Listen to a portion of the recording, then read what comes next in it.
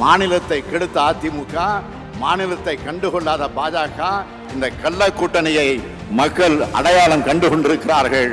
மக்கள் நலனே முக்கியம்னு செயல்பட்டு கொண்டிருக்கக்கூடிய நமது திராவிட மாடல் தமிழ்நாட்டு மக்களாகிய நீங்கள் துணை இருப்பது போல உண்மையான வளர்ச்சியை நமது நாடு காண ஒட்டுமொத்த இந்திய மக்களும் தயாராகிவிட்டார்கள். பாசிசத்தை வீழ்த்த இந்தியாவை காக்க ஸ்டாலின் அழைக்கிறேன்.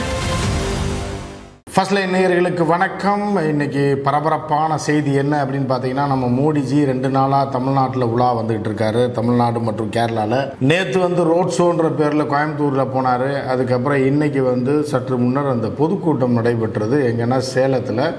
சிலர் லைவில் பார்த்துருப்பீங்க, சில பேர் பார்க்காம இருக்கவங்களுக்கு டீட்டெயிலாக ஜி என்ன பண்ணார், அங்கே கூட்டம் என்ன, யார் யாரெல்லாம் மேடையில் உட்காந்துருந்தாங்க, யார் யாரெல்லாம் என்னென்ன கூவுனாங்க அப்படின்றத பற்றி நம்ம டீட்டெயிலாக பார்க்க போகிறோம். நேற்று ரோட் ஷோவை பார்த்துருவோம். இதுக்கு முன்னாடி ஏற்கனவே நம்ம சேனலில் பெங்களூர் எலெக்ஷன், அதாவது கர்நாடகா எலெக்ஷன் நடக்கும்போது பெங்களூரில் ரோட் ஷோ நடந்தது.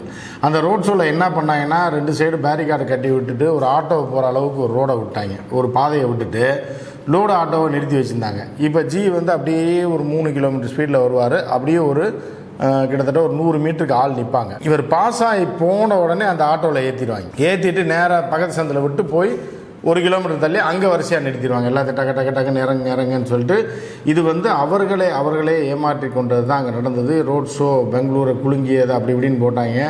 ஆனால் பார்த்தீங்க அப்படின்னா கர்நாடகாவில் இருந்த ஆட்சியும் பிடுங்கிட்டு போயிடுச்சு. ரோட் ஷோவில் முதல் ஃபெயிலியரே எங்கன்னா பெங்களூரில் நடந்தது.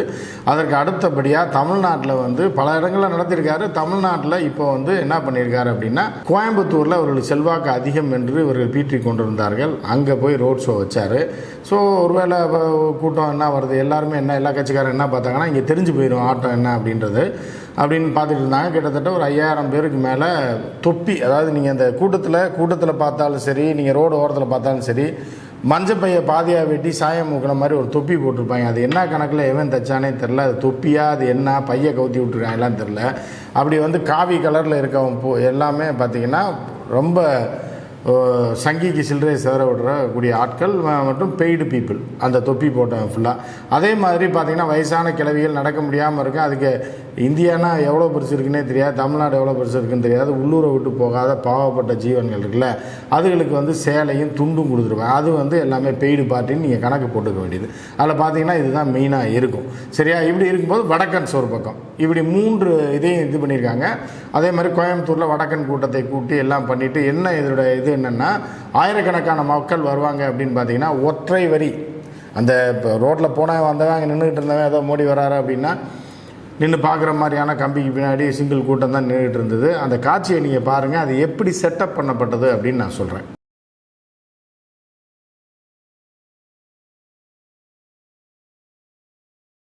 இப்போ அந்த காட்சியை பார்த்துருப்பீங்கன்னு நினைக்கிறேன். அதில் பார்த்தீங்க அப்படின்னா ஒரு கூட்டம், பெருங்கூட்டம் மோடி கூடயே நடந்து வந்துக்கிட்டு இருக்கோம். அந்த கூட்டம் என்னென்னா, அதை தான் செட்டப் செல்லப்பா கூட்டம்.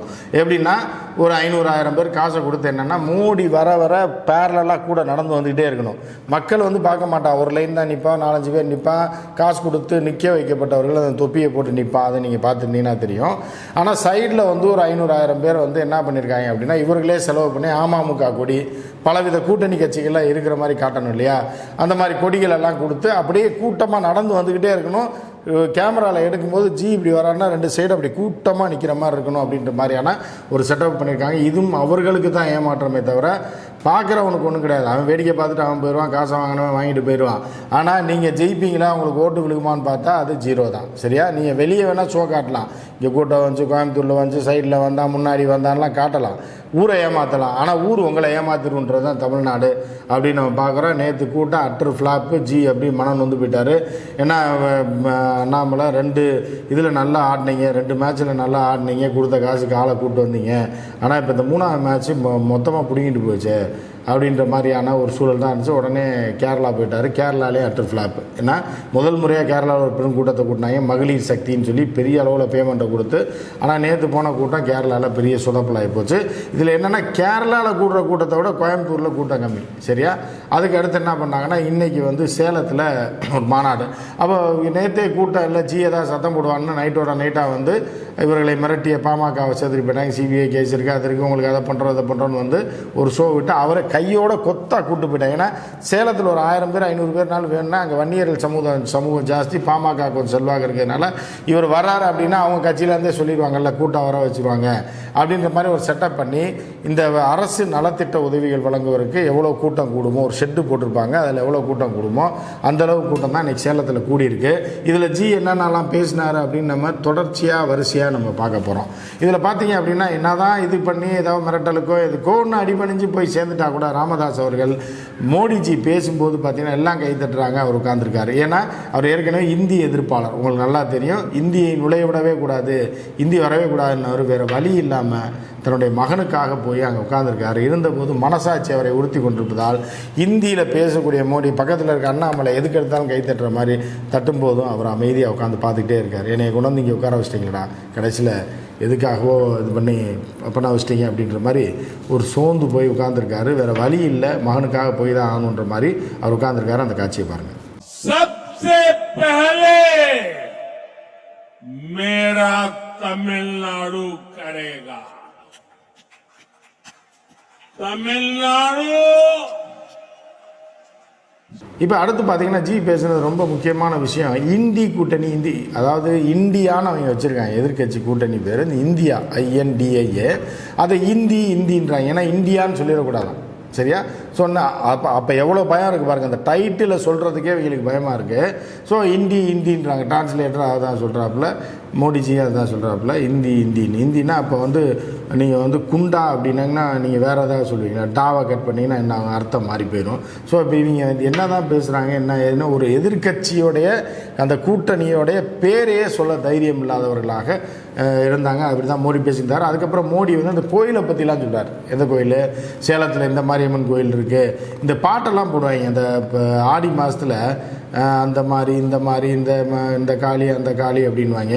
இந்த முருகா அந்த முருகா, இந்த பழனி முருகா, திருச்செந்தூர் முருகான்னு சொல்லி ஒவ்வொரு ஊராக சொல்லி அந்த கடவுளை பற்றி போடுவாங்களா. அந்த மாதிரி இவர் ஊரில் உள்ள கோயிலை பற்றி சொன்னார். சேலத்துக்காரங்களுக்கு தெரியாத அந்த கோயிலை பற்றி இவர் என்னமோ குஜராத்லேருந்து சேலத்தில் ஒரு கோயிலை பற்றியும், மாரியம்மன் கோயிலையும், கோயம்புத்தூரில் இருக்க மாரியம்மன் கோயிலை பற்றி அதெல்லாம் சக்தி வாய்ந்தது. அவன் லோக்கலில் உள்ளவன் டெய்லி வாரம் போய் கும்பிட்டுருக்கான். இவருக்கே வேணா எழுதி தான் கொடுத்துருக்கணும்னு சொல்லியிருக்கணும். சேலம் எங்கே இருக்குன்னே இவருக்கு தெரியாது. அதே ஹெலிகாப்டரில் கூட்டு வரவங்களுக்கு தான் தெரியும், இல்லை காரில் கூட்டு வரவங்களுக்கு தான் தெரியும். ஒரு சேலத்தில் உள்ள கோயிலை பற்றியெல்லாம் அவர் பேசுகிறாராம். அதெல்லாம் ஒரு மாபெரும் சக்தியாக, இந்த சக்தி ஒரு பெரிய அளவுக்கு வரப்போகுது அப்படின்னு ஒரு உடைய சுட்டிருக்காரு. அப்புறம் என்ன பண்ணியிருக்காரு அப்படின்னா, இதை கேட்டிங்கன்னா உங்களுக்கு தெரியும். ஹிந்தியில் சும்மா ஒரு 2 லைன் கேளுங்க. तमिलनाडु इसका साक्षी रहा है. आपको याद होगा जब जयललिता जी जीवित थी तब DMK के लोगों ने उनके साथ कैसा बिहेव किया था. यही DMK का रियल फेस है. அதாவது ஜெயலலிதாவை திமுக கொடுமைப்படுச்சு. ஜெயலலிதாவை கொடுமைப்படுச்சா, அதனால் பெண்களுக்கு கொடுமை இழைப்பதே திமுகவோட வேலையா. அதனால் இந்த முறை நீங்கள் ஓட்டு சக்தி வடிவான பெண்கள்லாம் சேர்ந்து இவருக்கு ஓட்டு போடணுமா. திமுக அதாவது ஜெயலலிதா மாதிரி கொடூர சர்வாதிகார ஆட்சி கிடையாது அப்படின்னு சொல்லி ஜெயலலிதாவோட 91 96 வரைக்கும் ஆட்சியை கழுவி ஊற்றாதவனே நேஷனல் லெவலில் இல்லை, வேர்ல்டு லெவலில் இல்லை. ஜெயலலிதா ஆட்சியில் அவ்வளோ அக்கிரமமாக அராஜகம் நடந்தது. ஜெயலலிதா பண்ணாத அராஜகம் கிடையாது, அக்கிரமம் கிடையாது அந்த பீரியடில். அதற்கப்புறம் ஜெயலலிதா ஒரு சர்வாதிகாரியாகவே பார்க்கப்பட்டார். ஜெயலலிதாவை மித்தவன் குடும்பப்படுத்தினான்னு ஒரு வடையை சுட்டுக்காருன்னா தமிழ்நாட்டு மக்களுக்கு தெரியாதாது ஜெயலலிதா யார் குடும்பப்படுத்தினாங்க அப்படின்னு.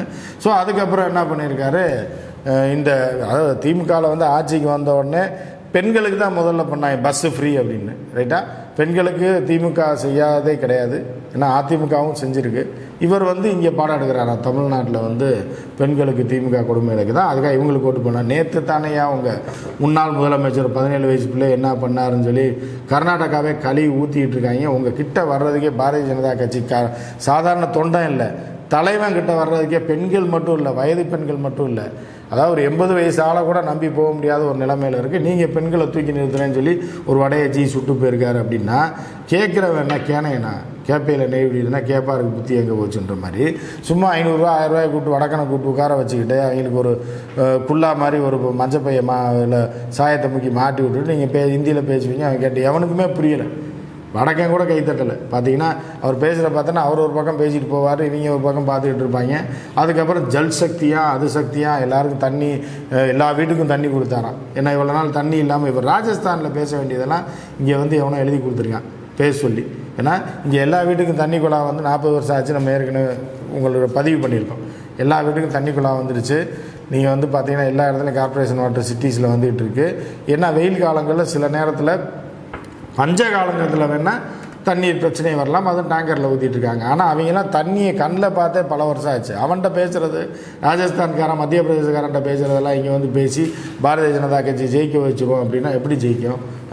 டோட்டலாக மண்ணை கவிட்டு போயிடுச்சு. இப்போ இவர் வந்ததுக்கப்புறம் பார்த்தீங்க அப்படின்னா கோயம்புத்தூர்லேயும் ஜெயிக்காது அப்படின்ற மாதிரி நிலைமை தான் இருக்குது. கொங்கு பெல்ட்லேயும் டோட்டலாக வாஷ் அவுட் அப்படின்ற மாதிரி தான் நேற்று வந்த கூட்டத்தை பார்த்து இருக்குது. அதே மாதிரி சிவாஜி படம்லாம் நம்ம 40 வருஷத்துக்கு முன்னாடி 50 வருஷத்துக்கு முன்னாடியே நம்ம ஆட்கள் பார்த்துட்டா, இவர் வந்து இங்கே ஒரு நடிப்பை போகிறார். ஆடிட்டர் ஒருத்தர் செத்து போயிட்டார், கொலை பண்ணிட்டாங்க, ரைட்டா? அவருக்காக இவர் கண்ணீர் வடிக்கிறாரு. செத்து 10 வருஷம் ஆச்சு. இப்போ வந்து மேடையில் ஏறணுன்னே எப்படி ஒரு மனுஷனுக்கு டக்குன்னு கிளிசரின் போடாமல் கண்ணீர் வருதுன்னு தெரில. அப்படியே கொஞ்சம் நேரம் அப்படியே சைலண்ட்டாக இருக்கார். எல்லாருமே சைலண்ட்டாக இருக்காங்க. அதுக்கப்புறம் இரண்டாவது ஒரு அமைதியாக இருக்கார். ஏதோ ஆகிப்போச்சா அப்படின்னு சொல்லி எல்லாம் கத்துறா. அதுக்கப்புறம் திரும்பி பார்த்தா இது ஒரு சென்டிமெண்ட் சீனா, ரைட்டா? இது வந்து சிவாஜி படத்துலேயே நம்ம ஆட்கள் 30-40 வருஷத்துக்கு முன்னாடியே பார்த்துட்டாங்க. அந்த நடிப்பெல்லாம் வந்து குஜராத்லேருந்து இங்கே வந்து ஏன்னா நடித்து காட்டிட்டு போயிருக்காரு. ऑडिटर रमेश की याद आना भी बहुत स्वाभाविक है।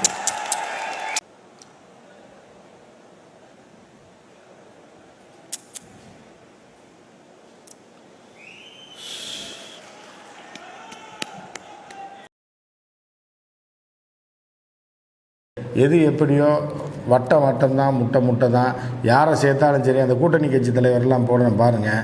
இவர்களெல்லாம் பெரிய மாபெரும் கட்சி. இவர்களெல்லாம் சேர்ந்து இவரோட வாக்கு வங்கி பயங்கரமாக இருக்குது. சரத்குமார், அதுக்கப்புறம் இந்த தேவநாதன் யாதவ், அதுக்கப்புறம் வந்து பார்த்திங்க அப்படின்னா இப்போ பாமக வர சேர்ந்துருக்குதுல்ல ஜி.கே. வாசன், இவர்களெல்லாம் அப்படியே கூட்டம் பொத்துக்கிட்டு வந்துடும். அப்படி ஆயிரக்கணக்கில் லட்சக்கணக்கில் இவர்களோட கூட்டணி சேர்ந்து இவங்க ஜெயிக்க போகிறாங்களா? என்ன தான் நடக்க போகுதுன்னு பார்ப்போம். மோடி வருகை வந்து பெரிய ஃப்ளாப் ஆயிடுச்சு. பலரும் எதிர்பார்த்தார்கள் கோவை பெல்ட்டில் எப்படி கூட்டம் பயங்கரமாக வருமா வராதா. ஏன்னா அது கொங்கு பெல்ட் வந்து பாஜகவோட பெல்ட்டுலாம் சொல்லப்படக்கூடிய சூழலில் அங்கே வந்த கூட்டத்தை பார்த்தா அவரே சிரிச்சிட்டு போயிருப்பார் அப்படின்ற மாதிரி தான் இருக்குது. நிச்சயமாக இவர்கள் அந்த பகுதியிலையும் டோட்டல் வாஷ் அவுட் ஆக போகிறாங்க அப்படின்றது இந்த கூட்டத்தை பார்த்தா தெரியுது. மற்றொரு நிகழ்ச்சியில் சந்திப்போம். நன்றி, வணக்கம்.